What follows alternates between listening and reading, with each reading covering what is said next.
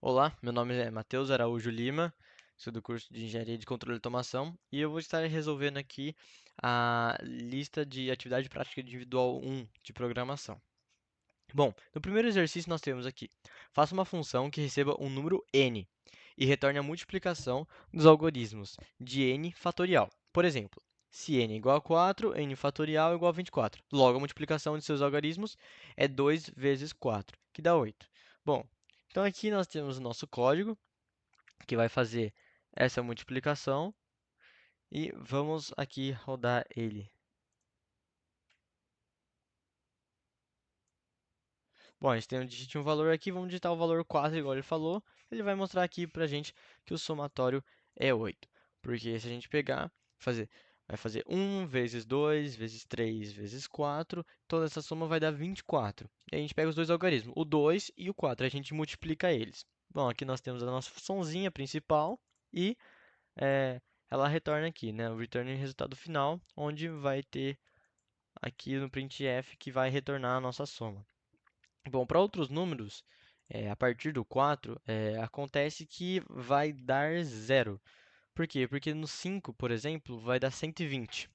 Então, 120, se a gente multiplicar as 3, a gente tem 1 vezes 2 vezes zero, que isso vai dar, qualquer número vezes zero vai dar zero. E assim, por consequência, no 6, 7 e por diante, começa a dar números que contenham zero.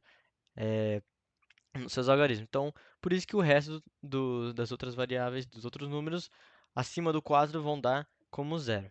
Bom, próximo exercício nós temos o exercício 2. Faça uma função que receba um vetor de inteiros e retorne quantos valores pares e ímpares ele possui. Bom, então nós temos aqui, temos aqui primeiro a função que recebe um vetor. A gente primeiro aqui recebe esse vetor, a gente recebe os números. E aqui a gente vai comparar ele, a gente vai comparar se ele é par ou se é ímpar. A gente vai fazer o quê? A gente tem essa funçãozinha que vai comparar se esse vetor ele é par ou ímpar. Aí ele volta aqui para o nosso computador, então nós temos aqui primeiro o nosso compara valor, onde ele vai comparar se ele é par ou ímpar. Se ele for, ele vai retornar 1, se não, ele vai retornar 0 aqui no caso, e depois ele vai vir para o contador, onde ele vai fazer a contagem dos números pares e dos números ímpares. Aqui, por exemplo, nós temos o nosso vetor com 1 e com 5, ou seja, nós temos dois números ímpares.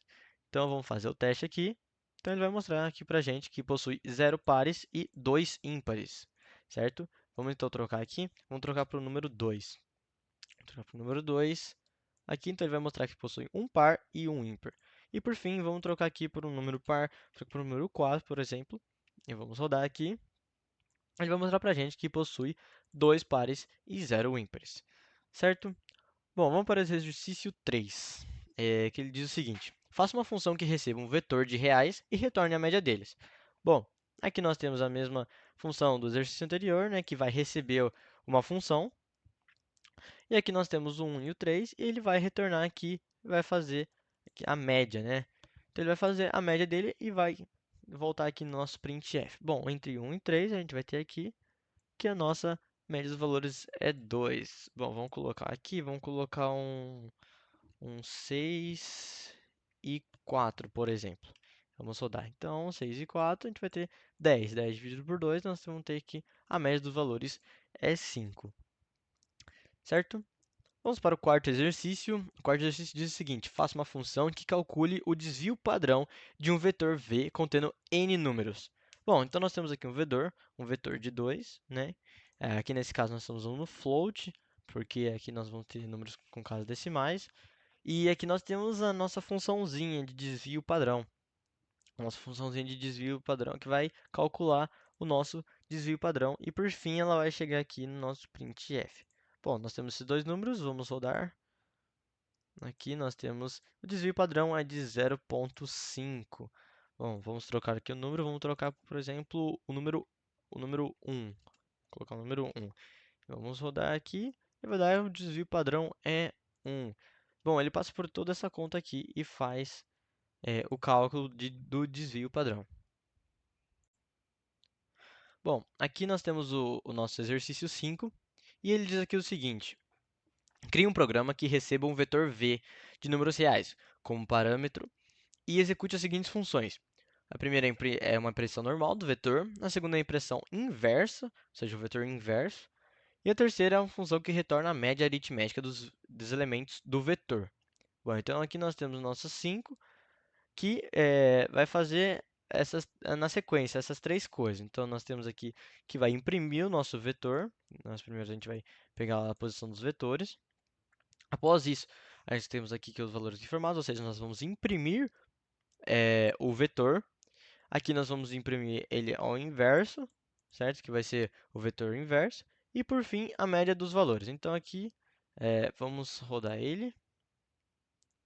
Então, vou colocar aqui o valor para posição 0, vou colocar 4 e 6. Bom, então os valores são informados foram 4 e 6. Os valores inversos, ou seja, o vetor inverso vai ser 6 e 4, e a média dos valores é 5. Bom, vamos fazer mais um exemplo. Vamos rodar aqui, vamos colocar 8 e 2. Os valores formados foram 8 e 2, 2 e 8, e a média dos valores é 5. Certo? Então vamos para o próximo exercício. Faça uma função que receba uma matriz 6 por 6 e retorne quantos valores maiores do que 10 ela possui. Então nós temos aqui nossa funçãozinha principal, e aqui é onde ele vai calcular cada matriz, né? Ele vai calcular primeiro, ele vai calcular para ver se há números maiores do que 10. Essa função aqui verifica maior. Então aqui nós temos um for que ele vai percorrendo primeiro por linha, então ele vai percorrendo todas as linhas e depois ele vai percorrendo todas as colunas e assim por diante. E aqui ele vai mostrar para a gente quantos valores há maior do que 10. Bom, vamos lá. Vamos colocar aqui 11, 14, 15, 3 valores maiores que 10 e o resto pode ser tudo 1, né?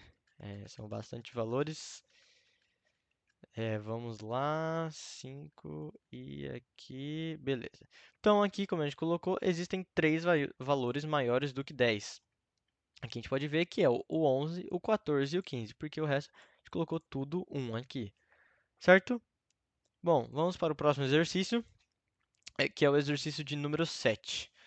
O exercício de número 7, ele diz o seguinte: faça uma função que recebe por parâmetro dois vetores de 5 elementos inteiros e que calcule e retorne também por parâmetro o vetor união dos dois primeiros. Ou seja, ele vai receber dois vetores, dentro desses dois vetores ele fazer a união. Ou seja, a união ele vai pegar os termos que são iguais e os termos que são diferentes. Ele vai pegar os termos diferentes e vai juntar em um só vetor. Porém, ele não vai repetir os termos que são iguais. Então aqui nós temos, por exemplo, o 1, 2, 3, 4, 5. E aqui 6, 7, 8, 9 e o 1 repetido aqui. Então, o que que ele vai ter que fazer? Ele vai pegar todos esses daqui, então vai juntar, vai ficar 1, 2, 3, 4, 5, 6, 7, 8, 9. E ele não vai adicionar mais um 1 no final, porque ele já colocou o primeiro. Então, nós temos aqui a nossa funçãozinha que vai fazer a união dos vetores. Então, vamos rodar ela aqui. Vamos ver, então aqui a gente tem 1, 2, 3, 4, 5, 6, 7, 8, 9. Se fosse para juntar um vetor sem ser união, ia aparecer o mais 1, o número 1 aqui no final. Porém, ele já aparece aqui no começo. Vamos trocar aqui para o número que já tem lá em cima. Vamos colocar o 4 aqui. Vamos, ao invés do 9, colocar um 5. E vamos rodar aqui de novo. Aí ele só vai aparecer os números incomuns, né? Então é 1, 2, 3, 4, 5, 6 e o 8, né? Porque ele não vai aparecer duas vezes o 5, né? Porque ele já apareceu uma vez, certo? Bom, vamos para o próximo exercício, que é o exercício número 8. É o maior. Faça um programa que faça operações simples com frações. Bom, crie e leia duas frações, P e Q, compostas por numerador e denominador. Encontre o máximo divisor comum entre o numerador e o denominador e simplifique as frações. E apresente a soma, a subtração, o produto e o quociente entre as frações lidas. Ele fala aqui para a gente criar uma função para cada item. Certo? Então, nós temos aqui uma função para cada coisa, então, que é simplificar a fração. Nós temos aqui para calcular a soma, calcular a subtração, calcular o produto e calcular o quociente. E aqui nós temos todo o nosso printf aqui que vai armazenar as funções e vai devolver as nossas informações. Bom, vamos lá.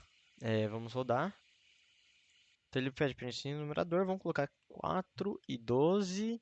E aqui a gente coloca 15 e 3, por exemplo. Então ele vai mostrar aqui pra gente que a primeira fração simplificada fica 1/3.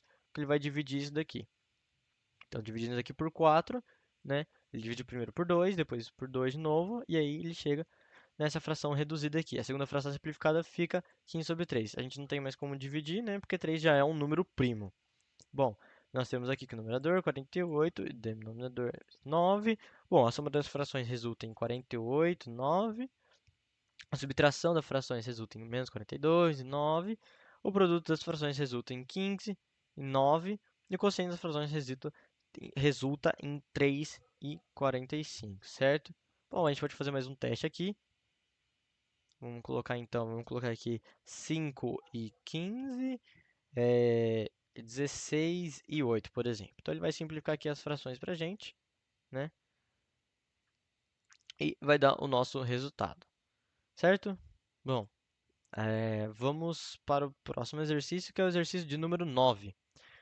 O exercício de número 9 ele fala o seguinte: faça um programa que declare três variáveis, do tipo inteiro, real e carácter. Atribua valores para essas variáveis e mostre seus valores, assim como seu tamanho em bytes. Use a função sizeof, seus endereços na memória em inteiro e em hexadecimal. Bom, então nós temos aqui nossas três variáveis. Aqui nós temos nosso bool, nosso char, nosso int. E aqui ele vai mostrar o valor de cada. Bom, vamos rodar aqui, que melhor fazendo aqui, melhor dizer, para melhor demonstração. Então vamos lá. Então nós temos que o valor é zero, e aqui a nossa variável 1 é zero. Seu tamanho de é 1, ou seja, é 1 em bytes. O seu endereço inteiro é esse valor, e o endereço indexesimal é esse daqui. Segundo, nós temos o nosso key em character, né? Key em character, então, ou seja, o valor é m, aqui da nossa variável 2. Seu tamanho é 1, ou seja, ele ocupa um, um bit. O seu endereço inteiro é esse daqui. O seu endereço em hexadecimal é esse daqui. Bom, o seu valor é 46. Agora nós temos o nosso inteiro, né? Nosso int. O seu valor é 46, que mostra na variável 3.